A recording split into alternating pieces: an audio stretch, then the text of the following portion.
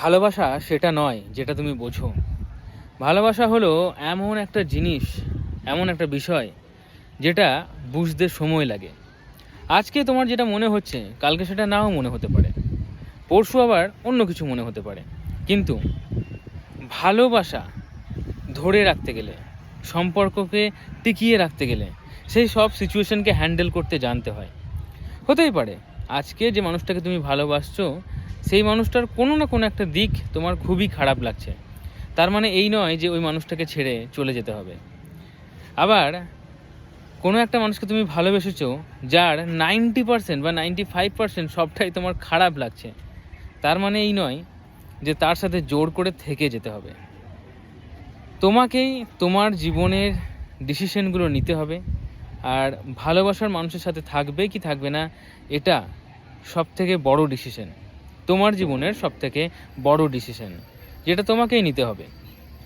যদি দেখছো যে কোনো একটা মানুষকে সত্যিই তুমি সহ্য করতে পারছো না, যদি দেখছো যে তুমি চেষ্টা করেছো, তুমি সময় দিয়েছো, তারপরে তোমার দ্বারা হচ্ছে না, তাহলে সেই মানুষটাকে ছেড়ে দিয়ে নিজের জীবনে ফোকাস করাটাই সবথেকে ভালো হবে।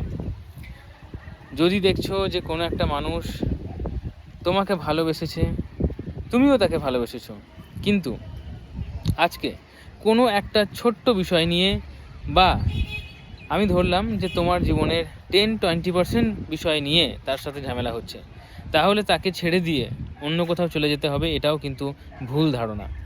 কারণ আজকে তার মধ্যে তোমার কিছু খারাপ লেগেছে, সেগুলোর জন্য তুমি তাকে ছেড়ে দিচ্ছ। আবার নতুন কাউকে ধরবে, দেখবে তার মধ্যেও কিছু না কিছু খারাপ রয়েছে, তখন তুমি তাকেও ছেড়ে দেবে। এইভাবে ছাড়া ধরা করতে করতে একটা সময়ের পর তুমি ক্লান্ত হয়ে যাবে, তুমি চরিত্রহীন বা দুশ্চরিত্রা হয়ে যাবে। তুমি কোনো মানুষকে মন থেকে ভালোবাসতে পারবে না। তোমার মনে হবে যে আমি যে মানুষটাকে ভালোবাসি সেই মানুষটাকেই ছেড়ে দিতে হয়, সেই মানুষটাই আমাকে ছেড়ে চলে যায়, সেই মানুষটার সাথে আমি ভালো থাকি না, তাহলে ভালোবাসাটাই আমার জন্য নয়। তখন তোমার এটা মনে হতে পারে যে আমার জীবনটাকে আমি অন্য একটা দিশায় নিয়ে যাব, এবং বেশিরভাগ মানুষজন এটা করেও থাকে। তারা মনে করে আমরা প্রচুর বন্ধুবান্ধব করব, নাইট ক্লাবে যাব, আমরা আমাদের মতো করে মাই লাইফ মাই রুলস এই নিয়মটা পালন করব, যেখানে মদ খাবো, গাঁজা খাবো, নাইট ক্লাবে যাব, আমরা হয়তো নোংরামও করবো, জাস্ট ফ্রেন্ড উইথ বেনিফিট আমরা সিচুয়েশনে থাকবো, এবং এইভাবেই ভালো থাকবো। তো তারা ভালো থাকে, না থাকে মানে থাকে না তেমনটা নয়, তারা ভালো থাকে, কিন্তু সেই সময়কালটা খুবই কম হয়। কারো ক্ষেত্রে 6 মাস, কারো ক্ষেত্রে 1 বছর, কারো ক্ষেত্রে 2-3 বছর, 4 বছর। কিন্তু 2-3 বছর 4 বছর পর আবার তাকে ঘুরে এসে কোনো একটা জায়গাতে দাঁড়াতে হয়, যেখানে আবার তাকে একটা মানুষকে চুজ করতে হয়। কিন্তু যেহেতু সে তার জীবনের সাথে এগুলো করেছে, তাই মানুষ অত বোকা নয় যে তাকে মেনে নেবে চট করে। তাই ভালো একটা মানুষ যখন তোমার জীবনে আসবে, তখন তোমার সেই সব কিছু মানবে না, সে তোমার কোনো কিছুই মানবে না, তখন সে তোমাকে ছেড়ে আবার চলে যাবে। আর সেই করতে করতে তুমি এমন একটা বয়সের জায়গায় চলে আসবে, এমন একটা বয়স হয়ে যাবে হয়তো 30, 32, 35 বছর, যেখান থেকে তোমার জীবনটাকে নরকের মতো মনে হবে। তাই বুঝে শুনে পা ফেলো, মাথায় রাখবে সম্পর্কে ঝামেলা সবার হয়, কিন্তু সেই ঝামেলাটাকে মিটিয়ে ফেলে ভালোবাসার মানুষটাকে আগলে রাখাটাই আমাদের দায়িত্ব। সম্পর্কটাকে ধরে রাখতে গেলে শুধুমাত্র যে তার কথাটা মানতে হবে তেমনটাও আমি বলছি না।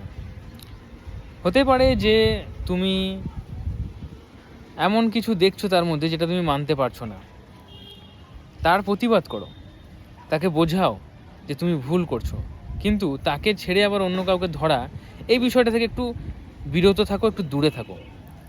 যদি দেখো যে হ্যাঁ সত্যি করেই তুমি অনেকটা সময় দিয়েছো, তুমি তার অনেক কিছু মেনে নিয়েছো, তবুও সে আজকে পাল্টাতে চায় না, তার 90% খারাপ, তাকে আশেপাশের মানুষজনও ভালোবাসে না, তার পরিবারের মানুষজনও তাকে ভালোবাসে না, তার বন্ধু বান্ধব তাকে ভালোবাসে না, তাহলে বুঝতে হবে যে তুমি সত্যি একটা খারাপ মানুষকে চুজ করেছো, তখন তাকে ছেড়ে দিতে হবে। কিন্তু সেটাও খুব ভালোভাবে, সম্মানের সাথে, এবং সময় মতো।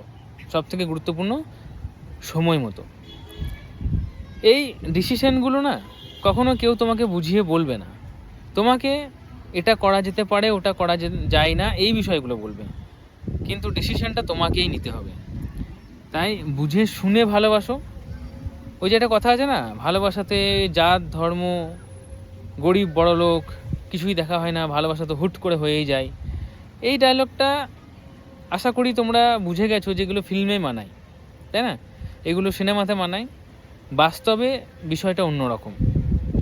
হুট করে যদি প্রেমটা হয়ে যায় তাহলে হুট করে ডিভোর্সটা বা ব্রেকআপটাও হয়ে যাবে। তাই একটু বুঝে শুনে তুমি যদি ভালোবাসাটা শুরু করতে পারো, ভালোবাসা শুরু করার আগে, রিলেশনশিপ তৈরি করার আগে যদি কিছুদিন বন্ধু থেকে তার বিষয়টা বুঝতে পারো, তোমার আর তার মেন্টালিটি মিলছে কিনা সেটা বুঝতে পারো, তাহলে দেখবে তোমরা জীবনে সুখী হতে পারবে, ভালো থাকতে পারবে। বোঝা যাচ্ছে? আর কিছু কিছু সম্পর্ক টিকে যায়, সেই সম্পর্কগুলো ঈশ্বর প্রদত্ত হয়, সেই দুটো মানুষ এই জীবনের জীবন সঙ্গী বা সঙ্গিনী হয়, তাই তাদের টিকে যায়, তারা ভালো থাকে। তাই তাদের মতো কাপলসদেরকে খুঁজে, হ্যাঁ, নিজের জীবনটা এরকম হচ্ছে কেন এই প্রশ্ন বারবার না করে, তাদেরকে অভিশাপ না দিয়ে, হ্যাঁ, তাদেরকে হিংসার চোখে না দেখে নিজের জীবনটা ভালো করার চেষ্টা করো, ভালো থাকার চেষ্টা করো। ডিসিশন তোমাকেই নিতে হবে, কারণ জীবনটা তোমার। বোঝা যাচ্ছে?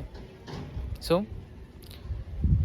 ভালো থেকো, ভালো রেখো।